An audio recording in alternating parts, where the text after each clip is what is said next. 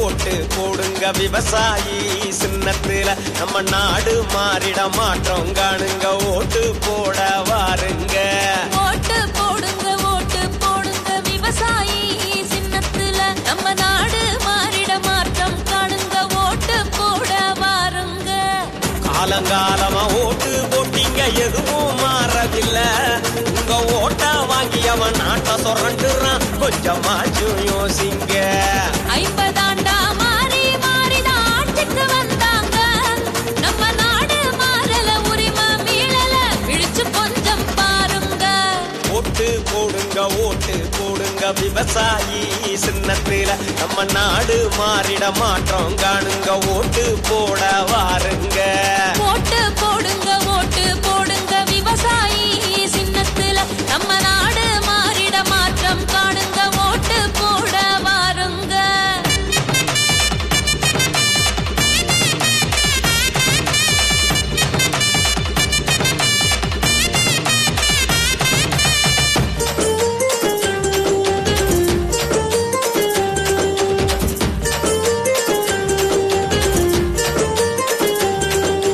அறிவை திறந்து ஓட்டு போடுங்க அரசியல் புரிஞ்சு ஓட்டு போடுங்க இலவசம் தந்தா தூக்கி எறிங்க காசு கொடுத்தாலும் காரி துப்புங்க தனித்துத்தான் நிற்கிறான் விவசாயி பாரு துணித்துத்தான் நிற்பவன் விவசாயி கம்பெனி சேர்க்கல விவசாயி மக்கள் கூட்டணி சேர்த்தவன் விவசாயி லஞ்சம் ஒழிச்சிட ஓட்டு போடுங்க ஊழல ஒழிச்சிட ஓட்டு போடுங்க லஞ்சம் ஒழித்திட ஓட்டு போடுங்க ஊழல ஒழித்திட ஓட்டு போடுங்க கல்வி வளர்த்திட ஓட்டு போடுங்க மருத்துவம் உயர்த்திட ஓட்டு போடுங்க கல்வி வளர்த்திட ஓட்டு போடுங்க மருத்துவம் உயர்த்திட ஓட்டு போடுங்க மண் வளங்காத்திட ஓட்டு போடுங்க காடு கடல் மலை காத்திட ஓட்டு போடுங்க மதுக்கடைய ஒழித்திட ஓட்டு போடுங்க அதுக்கு விவசாயி சின்னத்துல ஓட்டு போடுங்க அதுக்கு விவசாயி சின்னத்துல ஓட்டு போடுங்க ஓட்டு போடுங்க விவசாயி சின்னத்துல நம்ம நாடு மாறிட மாற்றோம் காணுங்க ஓட்டு போட வாருங்க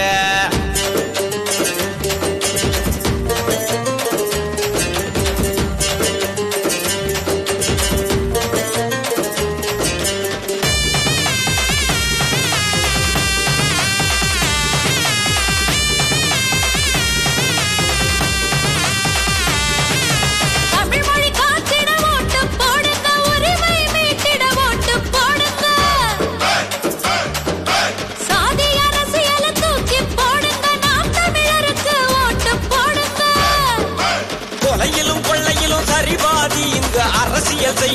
மலங்காணி. மழையிலும் வெயிலிலும் விவசாயி கட்சி கரவெட்டி திருட முதலாளி. உழவு உயர்ந்திட ஓட்டு போடுங்க, அரசு வேலைதான் ஓட்டு போடுங்க. உழவு உயர்ந்திட ஓட்டு போடுங்க, அரசு வேலைதான் ஓட்டு போடுங்க. நீர் இலவசம் ஓட்டு போடுங்க, கண்ணீர் துடைக்கதான் ஓட்டு போடுங்க. நீர் இலவசம் ஓட்டு போடுங்க, கண்ணீர் துடைக்கதான் ஓட்டு போடுங்க. தலைமுறை மீளா ஓட்டு போடுங்க, இன விடுதலை அடைந்திட ஓட்டு போடுங்க. சீமான் தமிழ் மகன் ஓட்டு போடுங்க. நம்ம விவசாயி விவசாயி நம்ம விவசாயி சின்னத்துல ஓட்டு போடுங்க. நம்ம விவசாயி சின்னத்துல ஓட்டு போடுங்க. ஓட்டு போடுங்க, ஓட்டு போடுங்க, விவசாயி சின்னத்துல நம்ம நாடு மாறிட மாற்றம் காணுங்க. ஓட்டு போட வாருங்க, ஓட்டு போடுங்க, ஓட்டு போடுங்க, விவசாயி சின்னத்துல நம்ம நாடு மாறிட மாற்றம் காணுங்க. ஓட்டு போட வாருங்க.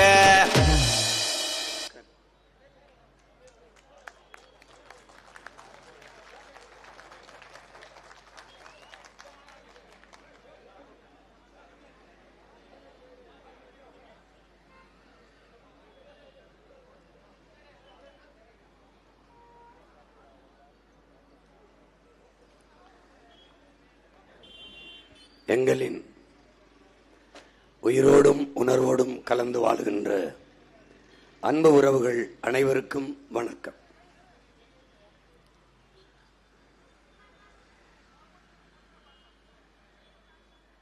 இந்த தேர்தலில்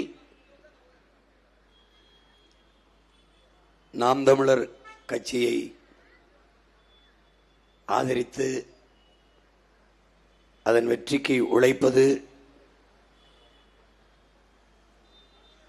என்ற முடிவை எடுத்த தமிழ் தேசிய பேரியக்கத்திற்கும் அதனுடைய தலைவர், தமிழ் தேசிய அரசியலினுடைய ஆசான், எங்களுடைய அன்பிற்கும் பாசத்திற்கும் உரிய அப்பா மணியரசன் அவர்களுக்கும், கட்சியினுடைய பொதுச் செயலாளர் ஐயா கி வெங்கட்ராமன் அவர்களுக்கும், என் அன்பு தம்பி அருணபாரதி அவர்களுக்கும், பாடலை வடித்து கொடுத்த என் அன்பு தம்பி பாவலர் கவிபாஸ்கர் அவர்களுக்கும், என் அன்பு இளவல் புதுவை சித்தன் அவர்களுக்கும் என்னுடைய அன்பும் வணக்கமும். இங்கே நான் வருவதற்கு முன்பு நம்முடைய நாம் முன்னெடுக்கிற இந்த தேசியன மீட்சிக்கான, அதன் விடுதலைக்கான, எதிர்கால பாதுகாப்பான நல்வாழ்வுக்கான அரசியலில் வலுவான அடித்தளத்தை பதித்து தடம் பதித்து தந்த பெருந்தகை நம்முடைய அப்பா மணியரசன் அவர்கள் கூறியது போல, இது ஒரு மனிதனால் செய்து முடிக்கக்கூடிய காரியம் அல்ல. இது ஒவ்வொருவரும் முனைப்போடு செய்ய வேண்டும். இது யாருடைய வேலையோ என்று எல்லோரும் கருதுகிறார்கள். இந்த மண்ணில் பிறந்த ஒவ்வொரு மகனினுடைய மகளினுடைய பிறவிக் கடமை என்பதை புரிந்து கொண்டு செய்ய வேண்டும். அப்படி இங்கே ஒரு சமூக கட்டமைப்பில் ஒரு நாட்டை கட்டமைக்கும் போது அடிப்படை அறிவிலிருந்தான் தொடங்க வேண்டும். கல்விதான் ஆகச் சிறந்த செல்வம். ஒரு நாட்டில் அறிவு செல்வம் தான். ஒரு நாட்டின் எதிர்காலமே அந்த நாட்டின் வகுப்பறையில் தான் தீர்மானிக்கப்படுது என்கிறார்கள். ஆனால் இங்கே கல்வி என்பது ஒரு மிகச்சிறந்த வர்த்தக பொருளாக, அதிக லாபம் ஈட்டும் தொழிலாக மாறி நிற்கிறது. உங்களுக்கு தெரியும், அரசு பள்ளி கல்லூரிகளின் தரத்தை விட தனியார் முதலாளிகளின் பள்ளி கல்லூரியின் தரம் அதிகமாக இருக்கிறது. அறிவு கல்வி என்பது மானுட உரிமை. கொடுக்க வேண்டியது அரசின் கடமை. கொடுக்காமல் இருப்பது மாபெரும் கொடுமை. அதை தகர்த்து சரியான சமமான தரமான கல்வியை நாட்டு பிள்ளைகளுக்கு, நாட்டு மக்களுக்கு கட்டணமில்லாமல் கொடுக்க வேண்டும். ஒரு அறிவு சமூகத்தை உருவாக்க வேண்டும் என்று உங்கள் பிள்ளைகள் கனவு காண்கிறோம். ஒவ்வொன்றாக தாளில் வடித்து தந்தோம் எங்கள் தத்துவத்தை, நீங்கள் கவனிக்கவில்லை. காகிதத்தில் எழுதி தந்தோம் எங்கள் கனவை கவனிக்கவில்லை. காட்சிப்படுத்தி காட்சிப்படுத்தி உங்கள் கண்முன்னே எங்கள் கனவுகளை விரிக்கிறோம். அதிலே நம்முடைய அரசு அமைகிற போது கல்வியை எப்படி கொடுப்போம் என்பதை சுருக்கமாக, நேரம் குறைவா இருக்கு, போடுங்க வேகமா போதும். நீட்டுக்கு போம்.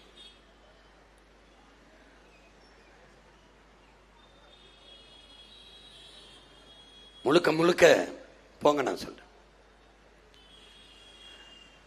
மிகச்சிறந்த கல்வியை நம்ம கொடுக்கிறோம். இந்த கல்வியின் தரத்துல முதல் இடத்துல பின்லாந்து இருக்கு, 2வது இடத்துல தென்கொரியா இருக்கு, 3வது இடத்துல சிங்கப்பூர் இருக்கு.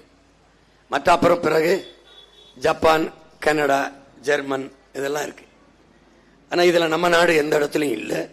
முதல் இடத்துல முதல்ல தென்கொரியா தான் இருந்தது. அப்புறம் பின்லாந்து அதை முந்தி போயிடுச்சு.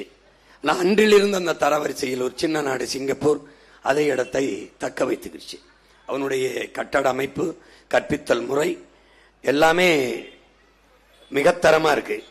அப்ப அந்த தரத்தை இந்த 3 நாடுகளையும் முந்திக் கொண்டு நம்முடைய கல்வித்தரத்தை உயர்த்த வேண்டும் என்று உங்கள் பிள்ளைகள் நினைக்கிறோம், துடிக்கிறோம், அதுல பெருங்கனவோடு இருக்கோம். அப்படி யாராவது இந்த நாட்டில் இந்திய பெருநிலத்தில் யாராவது செஞ்சிருக்காங்கன்னா மதிப்பிற்குரிய கெஜ்ரிவால் அவர்கள் 5 ஆண்டுகளில் டெல்லியில கல்வியின் தரத்தை இந்த உலக தரத்துக்கு தூக்கி எடுத்துட்டு போயிட்டாப்ல. அதுக்கப்புறம் இங்க கேரளாவிலே இப்போது இருக்கிற முதலமைச்சர் ஐயா பினராயி விஜயன் அந்த தரத்திற்கு தன் மாநில கல்வியின் தரத்தை, அரசு பள்ளி கல்லூரிகளின் தரத்தை தூக்கிட்டு எடுத்துட்டு போயிட்டாப்ல. அப்ப இவர்களால் முடியாதது நம்மால் முடியாதா என்பதைத்தான் உங்கள் பிள்ளைகள் உங்களுக்கு சொல்ல விரும்புகிறோம். இப்போ கல்வியை ஏற்கனவே நான் திரையிட்டு காட்டியிருக்கேன், காரைக்குடியில், மற்ற ஊர்களில். அதில் என்னென்னா இப்போ நேரம் இல்லை. இந்த நீட்டை ஏன் நம்ம எதிர்க்கிறோம் அதிலிருந்து பார்ப்போம். இப்போ நீட்டுங்கிற தேர்வை நடத்துறது யாருன்னா நம்ம நாட்டு அரசு இல்லை, நம்ம நாடு இல்லை. அமெரிக்காவில் இருக்கிற இந்த ப்ரோமெட்ரிக்குங்கிற தனியார் நிறுவனம் நடத்துது. இது நல்லா கவனிச்சுக்கணும். ஒரு அமெரிக்காவில் இருக்கிற தனியார் நிறுவனத்திற்கு இந்தியா நாட்டில் தரமான மருத்துவரை தேர்வு செய்து தர வேண்டும் என்று என்ன வேண்டுதல், என்ன தேவை, அதை அறிவிச்ச முகம் என் அன்பு தம்பி தங்கைகள் சிந்திச்சு பார்க்கணும். அமெரிக்காவில் இருக்கிற முதலாளிக்கு ஏன் இந்த தேர்வு நடத்த ஒப்பந்தம் கொடுக்கப்பட்டது? அதுதான் முதல் கேள்வி. பாருங்க,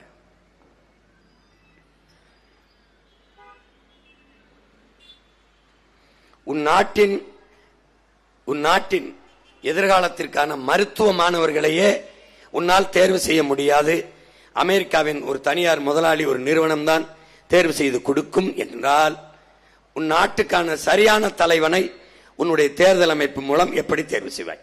ஒரு மருத்துவ மாணவனே தேர்வு செய்ய முடியாது, நீ தலைவனை எப்படி தேர்வு செய்வாய்? இதுல 12ஆம் வகுப்புல 100 விழுக்காடு மதிப்பெண் தகுதி குறைவை பாருங்க. 100க்கு 100 வாங்கியவர்கள் கூட இந்த நீட்டு தேர்வில் இப்ப 1500க்கு 12ஆம் வகுப்புல 1499 வாங்கினா கூட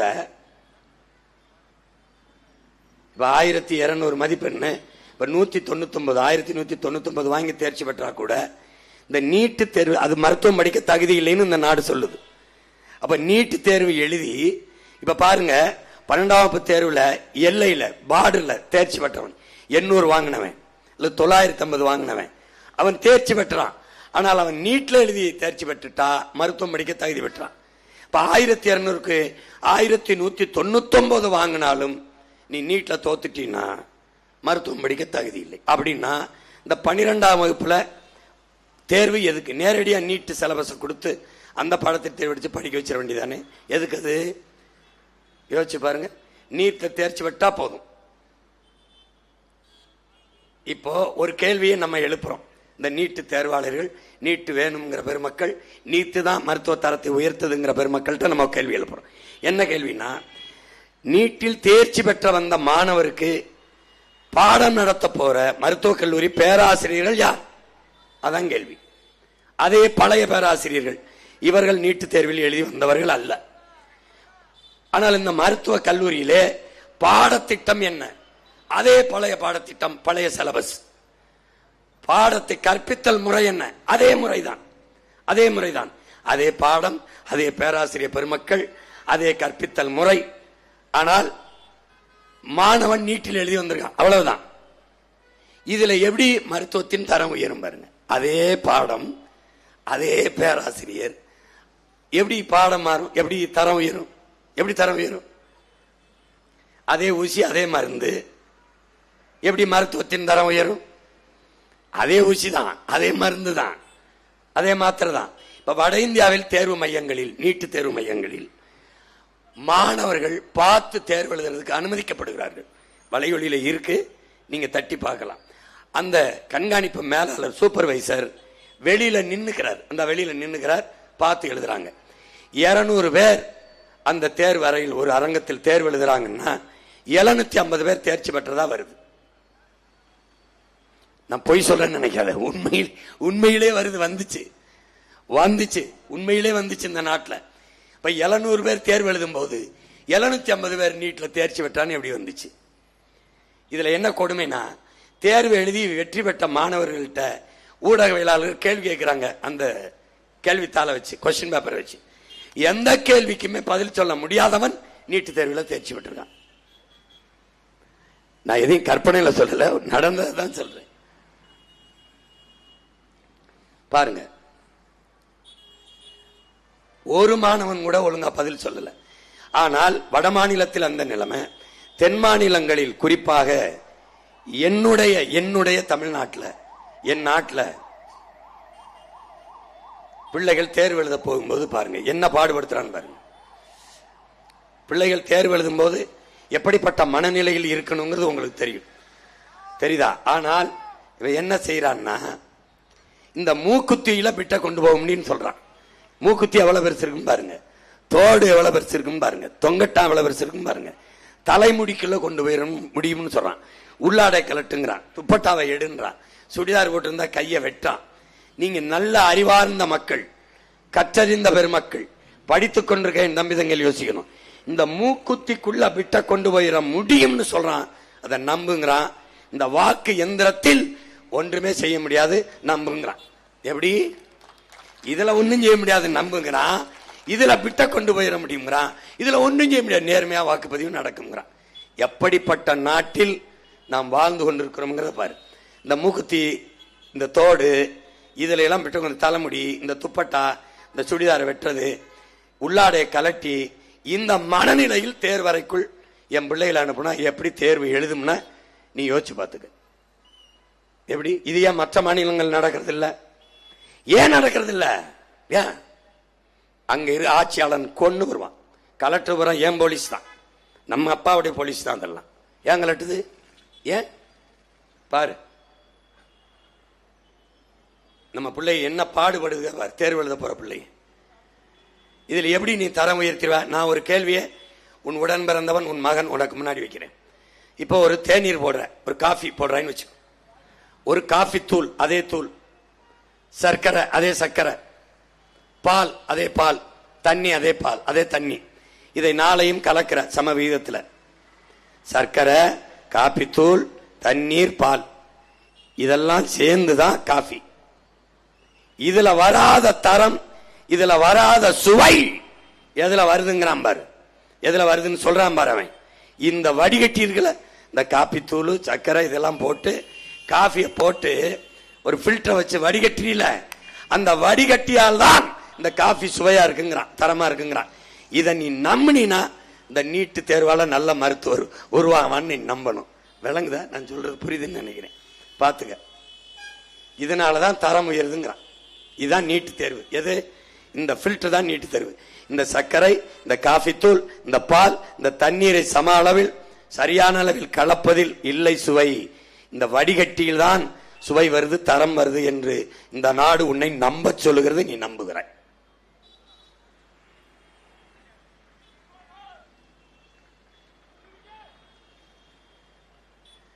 அது எந்த வடிகட்டி? அமெரிக்க வடிகட்டி. நம்ம ஒரு வடிகட்டி இல்ல, நம்ம ஒரு பில்டர் இல்ல, அமெரிக்க பில்டர்.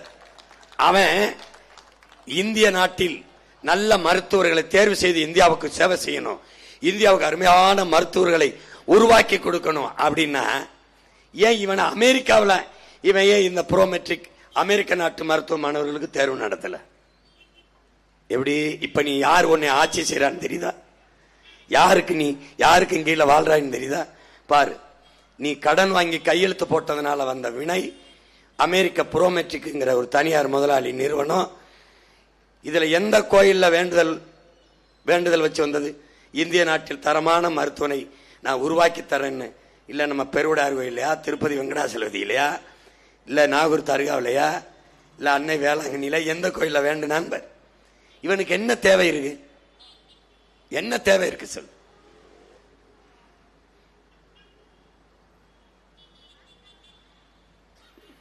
இதனால ஒடுக்கப்பட்ட, பிற்படுத்தப்பட்ட, தாழ்த்தப்பட்ட, பன்னெடுங்காலமாக கல்வி மறுக்கப்பட்ட சமூகத்தில் இருந்து படிக்க வேண்டும் என்று வர்ற பிள்ளைகளுக்கு கல்வி பெரிய சுமையாக இருக்கு. எட்டாத கனவாக இருக்கு. இதுல மருத்துவம் படிக்க வேண்டும் என்று நினைக்கிற பிள்ளைகளுக்கு அந்த கனவை இந்த தேர்வின் மூலமாக கொலை செய்கிறார்கள். இதை நல்லா கவனிச்சுக்கணும்.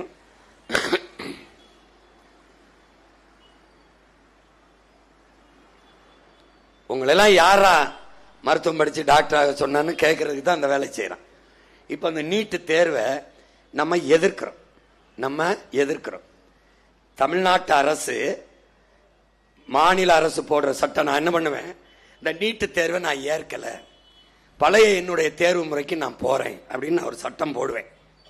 போட்டவன மத்திய அரசுக்கு என்ன சொல்லும்? மாநில என்ன சொல்லியிருக்குன்னு சொல்றேன். மாநில அரசு சட்டங்களை மத்திய அரசு மதிக்க தேவையில்லை என்று சொல்லும். மறுபடியும் நான் ஒரு சட்டம் போடுவேன். மாநில அரசின் சட்டங்களை மதிக்காத மத்திய அரசின் சட்டத்தை நான் என்ன மயத்துக்கு மதிக்க வேண்டும்? எப்படி போடுவேன்? என்ன மயத்துக்கு நான் மதிக்கணும்னு கேட்பேன். எப்படி கேட்பேன்? அப்போ என் சட்டத்தை மதிக்காத உனக்கு எதற்கு என்னுடைய வரி? கல்வி மானுட உரிமை. அதை யாரை கேட்டு எடுத்துட்டு போன? நீ எதுக்காக மாநிலங்களை பிரித்தாய்? என்ன நோக்கத்துக்காக பிரிக்கப்பட்டது? எதற்காக? அந்தந்த மாநிலத்தின் வாழ்கிற மக்களின் மொழி, கலை, இலக்கியம், பண்பாடு, வழிபாடு, தொன்று தொட்ட வேளாண்மை, அங்கு இருக்கிற பெண்களுக்கான பாதுகாப்பு, உரிமை, பொருளாதார தொழில் வளர்ச்சி, பொருளாதார மேம்பாடு, கல்விக்கேற்ற வேலை, வேலைக்கேற்ற சம்பளம், அதை கொண்டு வாழ்கிற பெருமை மிக்க வாழ்வு, காட்டு வளம், கனிம வளம், நீர் வளம், கடல் வளம், மலை வளம், மணல் வளம், இவற்றை எல்லாம் காப்பது. இதுக்கெல்லாம் ஒரு அரசியல். அது அந்தந்த மாநில அரசியல். அதுக்காக தான் மாநிலத்தை பிரிச்சு அதிகாரத்தையும் நிர்வாகத்தையும் பரவலாக்கி கொடுத்தது. இப்ப இந்த நாடு தமிழ்நாடு, இங்கு வாழ்கிற மக்களுக்கு நாங்கள் முன்னெடுக்கிற அரசியல் தமிழ் தேச அரசியல். அதான் உங்களுக்கு புரியுதுன்னு நினைக்கிறேன்.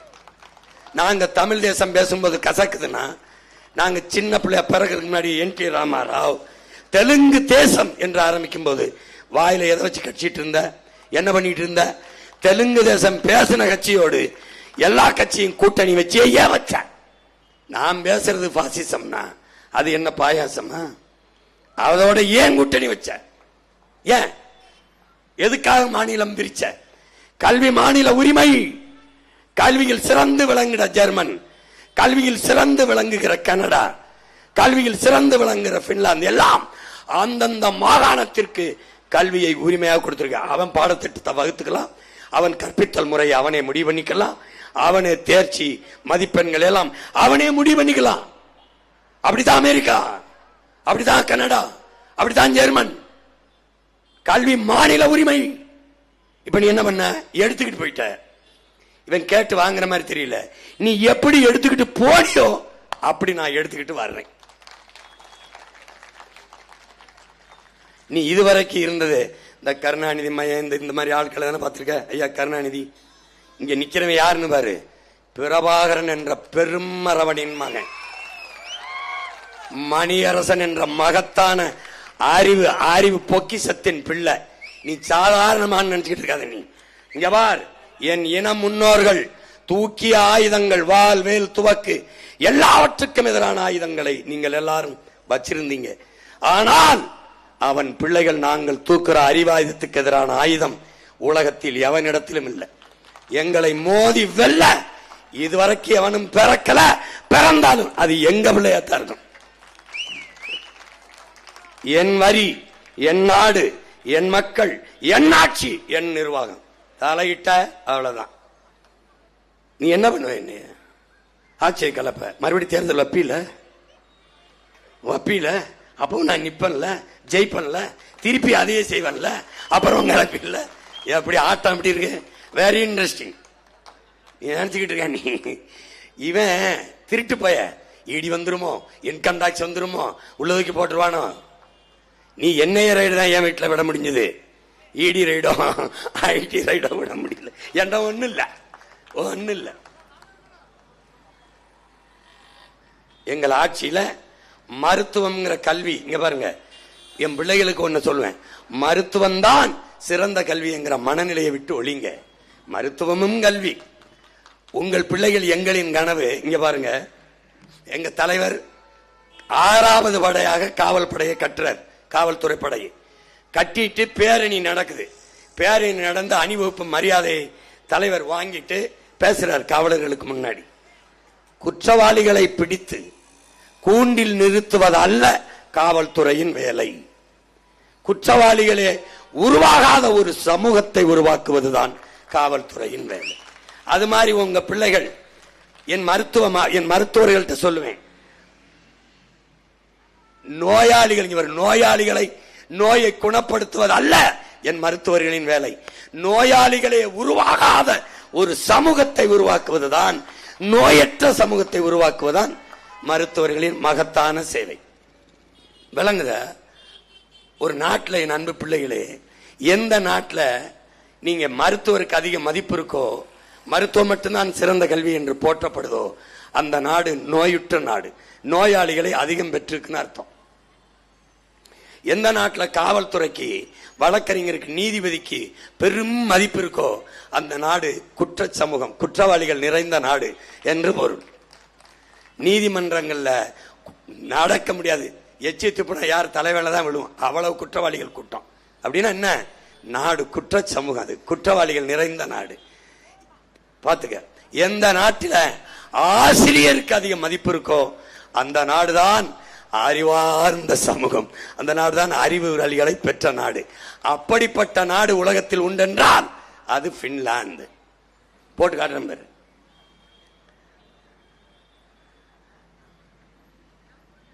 உனக்கு நோயுற்ற நாடு, அதிக மருத்துவர் தேவைப்படுச்சா? எங்களுக்கு மருத்துவரே தேவைப்படாத ஆரோக்கியமான சமூகத்தை படைக்க வேண்டும் என்பதுதான் எங்கள் கனவு. எப்படி படைப்பா சீமான்? தூய குடிநீர், நஞ்சில்லாத குடிநீர், சுவாசிக்க நல்ல காற்று. இப்ப நீ எதை சுவாசிக்கிற? காற்றை இல்லை, கந்தக தூசியை சுவாசிக்கிற. அப்ப அந்த கந்தக தூசியை சுவாசித்துக் கொண்டு அந்த நிலையை மாத்திடுறேன். ஒரு மனிதனுக்கு 422 மரம் வேணும் நல்ல காற்று கிடைக்கிறதுக்கு. அப்ப அந்த காற்றை கிடைக்க செய்கிறேன். என்ன செய்யறேன்? 10 ஆண்டு பசுமை திட்டம், பல கோடி பணத்திட்டத்தை கொண்டு வந்துடும். பல கோடி பணத்திட்டத்தை கொண்டு வந்து 10 ஆண்டுகளில் பச்சை போர்வையால் என் தாய் நிலத்தை போர்த்தி மூடிடுறோம். அப்போ தூய காற்று, சுவாசிக்க நல்ல காற்று, குடிக்க தூய நீர், நஞ்சில்லாத உணவு, அதுவே நம் கனவு என்கிறார் அப்பா நம்மாழ்வார் அவர்கள். நஞ்சில்லாத உணவை ஒரு நச்சில்லாது இயற்கை முறையிலே விளைய வைத்து நாங்களே வேளாண் பண்ணைகளை உருவாக்கி அரசு பணியாக இந்த வேளாண்மையை மாற்றி விடுவதால் நாங்களே எங்கள் பிள்ளைகளுக்கு நஞ்சில்லாத உணவை கொடுத்து நோயற்ற சமூகமாக உருவாக்கி விடுவோம். அப்போ மருத்துவரின் தேவையை குறைப்போம்.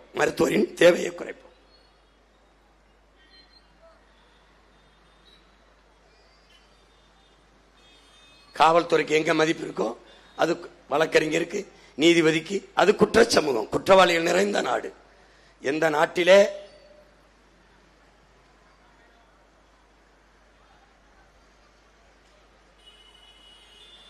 இங்க எப்படி சமூகம் இருக்குன்னா, கன்னிமாரா நூலகத்தில் படிக்க இடம் இல்ல, நம்ம பிள்ளைகள் அறிவு பசி கொண்டு அலைகிறார்கள், அதனால 100 ஏக்கரில் நூலகம் கட்டுவோம் என்றால் அது அந்த சமூகம் அறிவு சமூகம், அறிவை தேடி ஓடுது. அண்ணல் அம்பேத்கர் சொல்றார், அறிவை தேடி ஓடுங்கள், நாளைய வரலாறு உங்கள் நிழலை தேடி ஓடி வரும் என்று.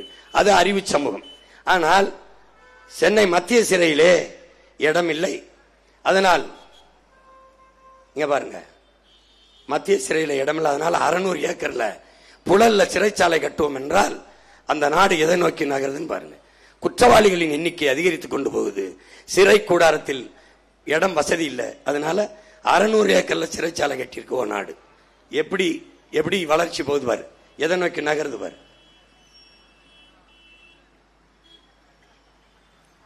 இங்க பள்ளிக்கூடம் எப்படி இருக்கு, பள்ளிக்கூடம் இடிஞ்சு விழுகுது, கழிவறை, பிள்ளைகள் படிக்கிற கழிவறை 100 கோடிக்கு நூலகம் கட்டியிருக்கு.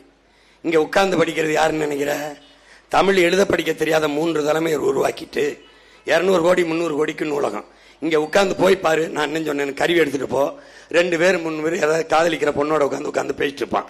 எவனாவது புத்தகத்தை தொட்டு படிக்கிறானான்னு பாரு. இதுக்கு 300 கோடி 400 கோடி எல்லாமே கட்டி அவங்க அப்பா பேர் தான் அப்பாப்புல. ஏன்னா நம்ம முன்னோர்கள் எவனும் தமிழை வளர்க்கல இல்லை. திருவிக்காவோ, கியா விஸ்வநாதலோ, அண்ணல் தங்கவோ, மரண்மடிகளோ, வள்ளல் பாண்டித்துறை தேவரோ எவனுமே பாருல, பாரதி, பாரதிதாசன் அவன்லாம் தமிழுக்கு வளர்க்கல, இவ அப்பா மட்டும்தான். அதனால பாரு, 100 கோடிக்கு நூலகம், 10 கோடிக்கு நூலகம் கட்டினால் கூட 200 300 பேர் 400 பேர் உட்கார்ந்து படிக்கிற நூலகத்தை கட்டி விடலாம். எதுக்கு 100 கோடிக்கு? ஆனால் பிள்ளைகள் படிக்கிற பள்ளிக்கூடம் எப்படி இருக்குது? இதுல 98 கோடி 100 கோடிக்கு மதிப்பீடு. இந்த நூலகம் பிள்ளைங்க படிக்கிற இடம் எப்படி இருக்கு பாரு. இது 150 கோடிக்கு. எதுக்கு? நம்ம பிள்ளைய படிக்கிற பள்ளிக்கூடத்தை பாரு, பள்ளிக்கூடத்தை பாரு எப்படி இருக்கு பாரு. இதான் பள்ளிக்கூடம். பள்ளிக்கூடத்தை குட்டிய சவரா போட்டு, இதெல்லாம் நூலகம். நூலகம் வேண்டாம் என்று சொல்லல, எதை தரைப்படுத்தணும், எதுக்கு எந்த அளவுக்கு முதலீடு செய்யணும்னு இருக்கு. அதை செய்யல இந்த அரசு.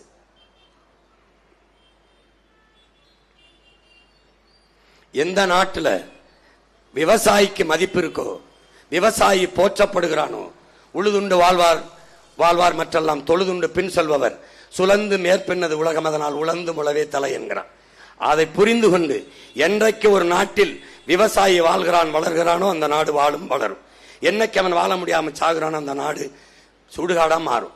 இப்போ விவசாயி போற்றப்பட்டால் அந்த நாடு பசியற்ற நாடு, பஞ்சமற்ற நாடு என்று வரும். எந்த நாட்டில் நெசவாளி போற்றப்படுகிறானோ, மதிக்கப்படுகிறானோ அந்த நாடு நாகரிகமான நாடு. ஏனால் ஆடை இல்லாத மனிதன் அரை மனிதன். நாகரிகம் என்பதே உடைதான். உங்களுக்கு புரியுதுன்னு நினைக்கிறேன். அதாவது நிலமற்ற இனமும் நிர்வாண உடலும் உலகில் அவமானகரமானது என்கிறார் எங்கள் உயிர் தலைவன் மேதகு பிரபாகரன் அவர்கள். அப்ப நிர்வாண உடல் என்பது அவமானகரமானது. அப்ப உடைதான் நாகரிகத்தின் அடையாளமாக மாறுகிறது. அப்ப ஒரு நெசவாளி வாழ்ந்தால், போற்றப்பட்டால் அந்த நாடு நாகரிகமான நாடாக மாறுகிறது, வளர்கிறது. அதுபோல ஆசிரியர்கள் மதிக்கப்பட்டால், போற்றப்பட்டால் அது அறிவு சமூகம், அறிஞர்களை கொண்டது. இதுல இருக்கிற IAS, IPS, நீதிபதி எவராக இருந்தாலும் பிரசவித்தவன் யார் என்றால் அவன் யார்? இது எல்லாரையும் பிரசவித்தவன் இந்த நாட்டுக்கு ஆசிரியர்கள் தான். நம்மை பெற்ற தாய் 10 மாதம் தான் உயிர் கருவறையில் நம்மை சுமக்கிறார். ஆனால் ஆசிரியர் பெருமக்கள் தான் 20-22 ஆண்டுகள் அறிவு கருவறையில் நம்மை வைத்து சுமக்கிறார்கள். நம்மை பெற்றவர்கள் உலகத்தை காட்டுகிறார்கள். இது மரம், இது செடி, இது மலை, இது ஆறு, இது அருவி, இது அப்பா, இது பெரியப்பா, இது சித்தப்பா, இப்படி நம் பெற்றோர்கள் உலகத்தை காட்டுகிறார்கள். ஆனால் உலகத்திற்கு நம்மை காட்டுபவர்கள் நம் ஆசிரியர் பெருமக்கள். இவன் சாக்ரட்டிஸ், இவன் புத்தன், இவன் பூலே, இவன் அரிஸ்டாட்டில், இவன் பிளாட்டோ, இவன் அலெக்சாண்டர் என்று, இவன் அம்பேத்கர் என்று உலகத்திற்கு காட்டியவர்கள் ஆசிரியர் பெருமக்கள். புரிதுன்னு நினைக்கிறேன். அப்ப ஆசிரியரை போட்டுனா தான் IAS-உம் IPS-உம் நீதிபதியும் அவன் கற்பிக்காம இவனும் இல்லை. அதனால கல்வியில் இருந்து தொடங்கிறோம் சமூக மாற்றத்தை. புரியுது. இப்ப வட இந்திய மாணவன், நமக்கு இந்திய நாட்டில் அதிக மருத்துவக் கல்லூரி இருக்கிறது நம்மகிட்ட தான். மருத்துவ கட்டமைப்பு நம்மகிட்ட தான். யாரு காசுல கட்டப்பட்டது? நம்ம ஆத்தாளப்பையும் காசுல. யாருக்காக? நமக்காக. ஆனால் இன்றைக்கு அத்தனை மருத்துவக் கல்லூரியும் படிக்கிறது 400 பேர் ஒரு மருத்துவத்தில் கல்லூரியில் இடமென்றால் 12-20 பேர் தமிழ் மாணவர்கள் படித்து விட்டால் வியப்பு. அவ்வளவு வட இந்திய மாணவர்கள் அதை நிரப்புகிறார்கள். காசு நம்மது, கல்வி அவனுக்கு. இங்க எவனும் மருத்துவம் பார்க்க மாட்டான், படிச்சு அங்க போயிடுவான். விளங்குத? பார்த்துக்க. அப்ப என்ன பண்றேன்னா, இந்திய மருத்துவ குழுமம் என்னை அங்கீகரிக்க வேண்டாம், இந்தியன் மெடிக்கல் கவுன்சில் என்னை ரெக்கக்னைஸ் பண்ண வேண்டாம்னு சட்டம் போடுறேன். அவன் கத்துவான் ஆய்வு, புரியுத, கத்திக்கிட்டு இருப்பான். நம்ம என்ன பண்றோம், பழைய தேர்வு முறையில் கொண்டு போய் நம்ம பிள்ளைகளை படிக்க வைக்கிறோம். ஒரு சவால் விடுறோம், சேலஞ்ச். நீட்டு முறையில் படிக்க வச்சு கொண்டா நான் என் பிள்ளைகளை தயார் பண்ணி கொண்டு வரேன், எவன் ஆக சிறந்த மருத்துவனா இருக்கான்னு மோதி பார்த்துருவோம். என் பிள்ளைக்கு வேணுமா, இந்த சிங்கப்பூர்ல நல்லா இருக்குடா, பிலிப்பைன்ஸ்ல நல்லா இருக்கு எஜுகேஷன், சீனா போடா இல்ல பிரிட்டன் போடா, 100 1000 மாணவர்களை நானே தேர்வு பண்ணி என் பிள்ளைகளை ரஷ்ய மருத்துவம், சீன மருத்துவம், இங்கிலாந்து பிரிட்டன் மருத்துவம், சிங்கப்பூர் மருத்துவம், ஜெர்மன் மருத்துவம், எல்லாம் பிரான்ஸ் எல்லாத்தையும் படிக்கப்பேன். அந்த நாட்டில் போய் இங்கிலீஷ்ல படிக்காம எப்படின்னு கேட்டீங்கன்னு செருப்பால் அடிப்பான். பிரான்ஸ்ல போய் பிரெஞ்சில் தான் படிக்கணும், ஜெர்மன்ல அவ மொழியில தான் படிக்கணும், ரஷ்யால அவ மொழியில தான் படிக்கணும், சீனால அவ மொழியில தான் மருத்துவம் படிக்கிறான். நீ என்ன பண்ணுவ, இங்கிலீஷ்ல இல்லாம எப்படி மருத்துவம்? அடடே பாய்த்தேகாரா, எங்கேயாவது போய் ஐரோப்பிய நாடுகள மற்ற நாடுகளில் இந்த மாதிரி ஏன் இங்கிலீஷ்ல படிக்கலன்னு கேட்டாத தூக்கி உள்ள வச்சு வெளுத்து விட்டுருவான். உலக மருத்துவ தரத்தோடு நம்ம தரத்தை உயர்த்தி தூக்கி நிறுத்திடுறோம். அப்புறம் இந்தியாவில் எந்த மாநிலத்தில் இருந்தும் நீட்டு மாணவன்ட்ட போக மாட்டான், தமிழ்நாட்டு மாணவ மருத்துவன்ட்ட வந்துருவான். விளங்குதா? விளங்குதா? ஏன்னா கட்டணமில்லாத கல்வியை நம்ம கொடுக்கறதுனால பிள்ளைகளுக்கான படிப்பை நம்மளே கொடுத்துரும். நம்ம பிள்ளைகளை தேர்வு செஞ்சு நம்மளே ஒவ்வொரு நாட்டுக்கு அனுப்பி படிக்க வச்சு அந்த தரத்தை நம்ம மாணவர்களுக்கு பகிர்ந்து கொடுத்து உலக தரத்திற்கு கொண்டு போயிடும். உலக தரம் என்பதே இனி தமிழ்நாட்டு தரம் தான் என்று நான் இந்த நாட்டில் இருந்து சிங்கப்பூரை, மலேசியாவை, ஜெர்மனியை, பின்லாந்தை, பிலிப்பைன்ஸை பேசுறது போல அந்த நாட்டிலிருந்து உலக தரம் என்பது தமிழ்நாட்டு தரம் தான் என்று பேச வைப்பதுதான் நம்மளுடைய கனவு. இதுல வட இந்தியாவில் தேர்வு எழுதும் போது பாரு, இங்க தமிழ்நாட்டுக்கு அவன் வந்து தேர்வு எழுத வர்றான். அந்த தேர்வு ஆணையத்தில் ப்ளூடூத்தை காதல மாட்டிக்கிட்டு எழுதுறான். நீ பார்த்திருப்பா, பல பேர் பிடிபட்டான். இதுல எப்படி உன்னுடைய தரம், மருத்துவ தரம் உயர்ந்துரும் நினைக்கிற? எப்படி உயரும்? எப்படி உயரும்? அப்ப இவர்கள் நோக்கம் தரமான மருத்துவர்களை உருவாக்குவதல்ல, போலி மருத்துவர்களை உருவாக்குவது. உழைக்கும் அடித்தட்டு மக்கள், ஏழை எளிய மக்கள், பிற்படுத்தப்பட்ட ஒடுக்கப்பட்ட மக்கள், கல்வி மறுக்கப்பட்ட சமூகத்திலிருந்து எவனும் மருத்துவராக ஆகிவிடக் கூடாது. உங்களெல்லாம் யார் நான் மருத்துவம் படிக்க சொன்னது? உன்னையெல்லாம் யார் டாக்டர் ஆக சொன்னது? அதான் அவன் கேட்கிற கேள்வி. இப்ப நாம என்ன, உன்னையெல்லாம் யாரா இந்த நீட்டு தேர்வு கொண்டு வர சொன்னது? இப்ப நான் வந்துட்டேன், நீட் அந்த பக்கமா நீட், எங்கிட்டாவது நீட்டு, இங்கிட்டு நீட்டாத சண்டை போடணும். நாங்க நீட்டை வைக்கிறதுக்கு ஒரு நீக்கிறதுக்கு ஒரு ரகசியம் வச்சிருக்கோம், இதுவரைக்கும் சொல்லல. நீட்டை கொண்டு வந்து நீட்டுக்கென்று தனியார் பயிற்சி முகாம்களை ஆரம்பிச்சு அந்த தனியார் முதலாளிகள் லாபம் ஈட்டுவதற்கு வழிவகுக்கதே ஒழிய ஒண்ணுமே இல்லை. அப்ப அதை ஒழிக்கணும்னு நினைக்கிறேன். ஏன் நீட்டை எதுக்குறான்னு எல்லாரும் கேட்டுக்கிட்டு இருப்பீங்கல்ல, அதுதான் இதுல இருக்கிற கேள்வி. அதை நீங்க விளங்கிக்கணும் தான் அதை போட்டு காட்டுறேன். அப்போ கல்வி மானுட உரிமை எடுத்துக்கிட்டு போனது அன்னைக்கு காங்கிரஸ் ஆட்சி, அம்மையார் இந்திரா காந்தி எடுத்துக்கிட்டு போகும்போது கொடுத்துட்டு கூட இருந்தது, பயந்துகிட்டு பதவி உயர்மோன்னு பல்லிழிச்சிருந்தது அன்றைய திமுக அரசு, ஐயா கருணாநிதி அவர்கள். அதன் பிறகு 18 ஆண்டுகள் இந்திய ஒன்றிய அமைச்சரவையில் தொடர்ந்து ஒரு மாநில கட்சி 18 ஆண்டுகள் பதவியில் இருந்தது திமுக தான். 18 ஆண்டுகள் இருந்த போது மாநில உரிமைக்கு அதை கொண்டு வராமல், மாநில பட்டியல் கொண்டு வராமல் இப்போது சொல்லுகிறார்கள், நாங்கள் வந்தால் கல்வியை பொது பட்டியலிருந்து மாநில பட்டியலுக்கு கொண்டு வருவோம் என்று. கொண்டு வர மாட்டான், கேட்க மாட்டார்கள், எது ஒன்றும் இவர் நிறைவேற்ற மாட்டார்கள். அதனால உங்கள் பிள்ளைகள் கொண்டு வரமாட்டோம், எடுத்துக்கொள்வோம் மாநில உரிமை. என்னதான் நீ மறைச்சிட்டு போன, நீ எப்படி எடுத்துட்டு போனியோ அப்படி நான் எடுத்துட்டு வந்துடுறேன், உன்னால முடிஞ்சதை பாரு, அவ்வளவுதான். தட்ஸ் ஆல் யுவர் ஆனர், அவ்வளவுதான். இவ்வளவுதான் இந்த நீட்டு தேர்வு, அது தொடர்பான கல்வி. கல்விங்கிறது தனி, அது இன்னொரு மேடையில் எப்படி கல்வியின் தரத்தை நான் மாற்றி கொடுக்கிறேன், இந்த தனியார் முதலாளிகளை தாண்டி எப்படி தரம் உயர்த்தி நம் பிள்ளைகளுக்கு அறிவை கொடுக்கிறேங்கிறத, கட்டணம் இல்லாமல் கொடுக்கிறேங்கிறத போட்டு திருப்பி மறுபடியும் போட்டு காட்டுறேன். அப்ப அந்த கல்வி முறை வேணும், அந்த ஆட்சி வேணும்னா நீ ஒண்ணுதான் செய்யணும், ஒரு ஓட்ட அண்ணனுக்கு போடணும், அது விவசாயிக்கு போடணும். புரியுதுன்னு நினைக்கிறேன். மேல இங்கே என் அன்பு பிள்ளைகள் புரிஞ்சுக்கணும், இந்த தேர்தல் ஒரு மகத்தான வாய்ப்பை உங்களுக்கு கொடுத்திருக்கு, மாற்றத்திற்கான ஒரு மகத்தான வாய்ப்பை. ஒவ்வொரு முறையும் தேர்தல் வருது, எந்த மாறுதலும் வரல. ஆனால் இந்த முறை உறுதியாக ஒரு மாறுதல் வர வேணும். அது மாறுதல் வரணும். அப்படி மாற்றம் தலைகீழ் மாற்றமா இருக்கணும். புரட்சி என்பது ஒரு தலைகீழ் மாற்றம். எல்லாவற்றிலும் இருந்து மாற்றம். எல்லாவற்றும் ஊழல் லஞ்சமா, உண்மை நேர்மை, பசி பஞ்சமா, அது இல்லை. வாக்குக்கு காசா இல்ல, பணத்துக்கு வாக்கு, இனத்துக்கு தூக்கு, நோட்டுக்கு ஓட்டு, நாட்டுக்கு வேட்டு ஒழிக்கணும். பணம் பணம் கொடுத்து வாக்கா, அது கேடு கட்ட பணநாயகம், மாண்புமிக்க ஜனநாயகம் கொல்லப்படுது. அதை வீழ்த்தணும்.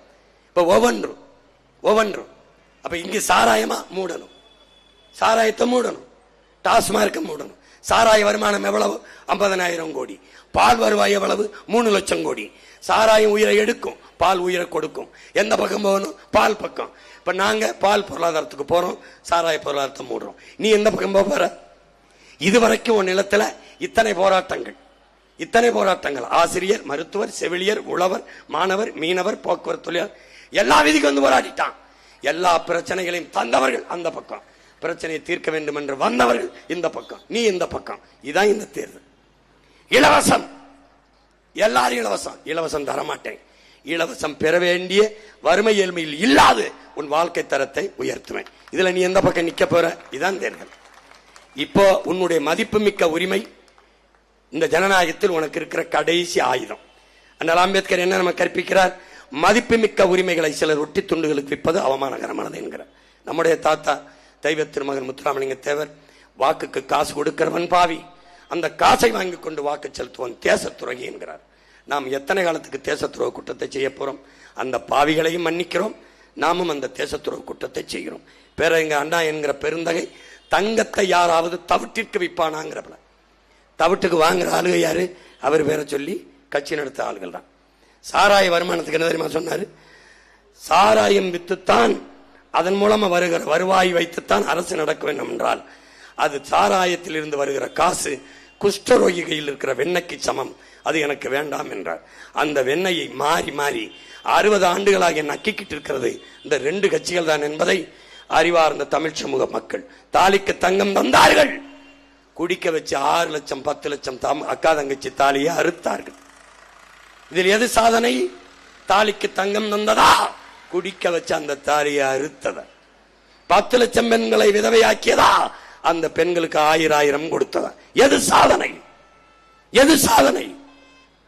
ஒரு கற்றறிந்த அறிவு சமூகம் எப்படி இதை ஏற்குது? எப்படி ஏற்குது? கண்ணு முன்னாடி வெளின்னு சொல்ல ஏன் வீழ்ந்தது தெரியாது. ஃப்ரீ ஸ்கீம், இலவசம் வேலை, உழைப்பு, வருவாய், வாழ்க்கை, இதான் கட்டமைப்பு. வேலை இல்ல, உழைப்பும் இல்ல, வருவாயும் இல்ல, வாழ்க்கையும் இல்ல, எல்லாம் இலவசம். இலவசத்தில் இழக்கிற பணத்தை எங்கிருந்து எடுப்பான்? நம்மிடமிருந்து எடுப்பான்.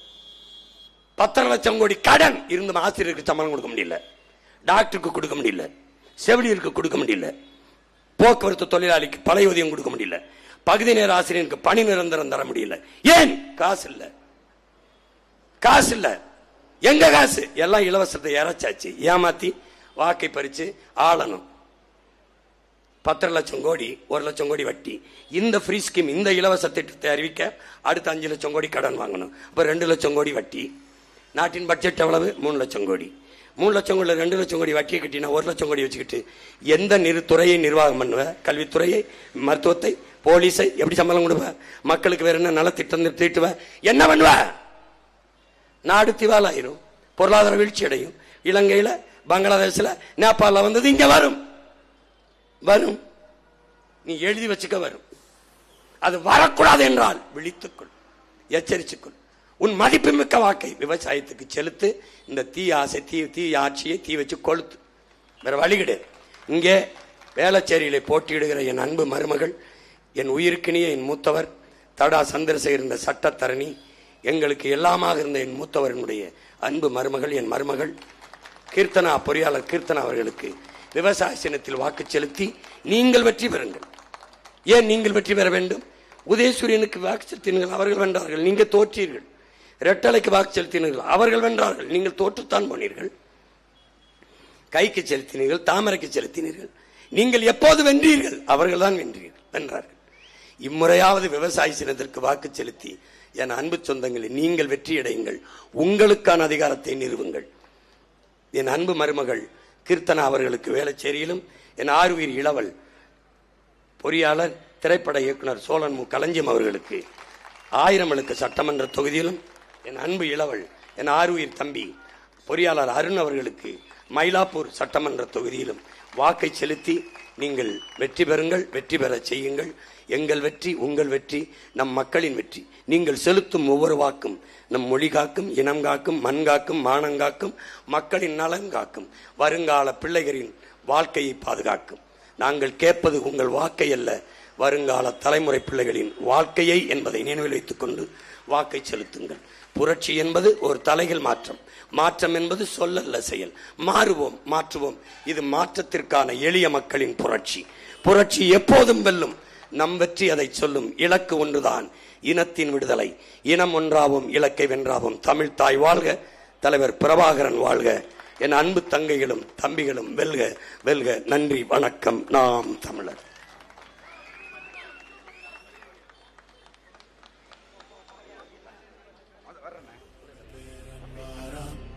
போர்க்களமாக்கப் போறான், அடங்கானலாய் வாரான், அதகுளம் பண்ண போறான். ராவண பேரன் வாரான், விவசாயி வெல்ல போறான், அடங்கானலாய் வாரான், அதகுளம் பண்ண போறான். கத்தி கூட்டத்துக்கு பச்சை மட்ட தூக்கி வாரான், மிச்ச மீதி திராவிடத்தை பிச்சு எறிய காட்டான் வாரான். சாதி மோகம் விட்டு ஒளிய கத்தி கத்தி செத்து வாரான். பத்தி எரியும் நாட்டுக்குள்ள பச்சை மண்ண மீட்டு வாரான். வாரான், விவசாயி வெல்ல போறான், அடங்கானலாய் வாரான், விவசாயி வெல்ல போறான்.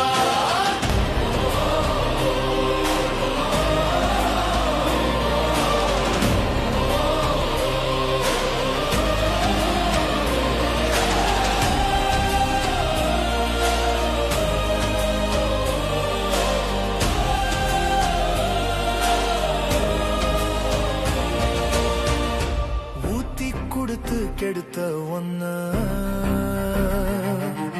சாத்தி எடுக்க வீரன் வாரான். வேர்த்து வடியும் ஓனா எல்லாம் பார்த்து நடுங்கி வாயமில்ல. துரோகம் செஞ்ச கழகம் எல்லாம் சேர்த்து வச்சு செய்ய போறான். பாட்டன் பூட்டன் மாறி இல்ல, இரக்கம் எல்லாம் காட்ட மாட்டான். ராவண பேரன் வாரான், போர்க்களமாக்க போறான். ராவண பேரன் வாரான், விவசாயி வெல்ல போறான், அடங்கானலாய் வாரான், விவசாயி வெல்ல போறான். ராவண பேரன் வாரான், விவசாயி வெல்ல போறான், அடங்கானலாய் வாரான், விவசாயி வெல்ல போறான். நமது சின்னம் விவசாயி. விவசாயி சின்னத்திற்கு வாக்களிப்போம், வருங்கால தலைமுறைக்கு வாழ்வளிப்போம்.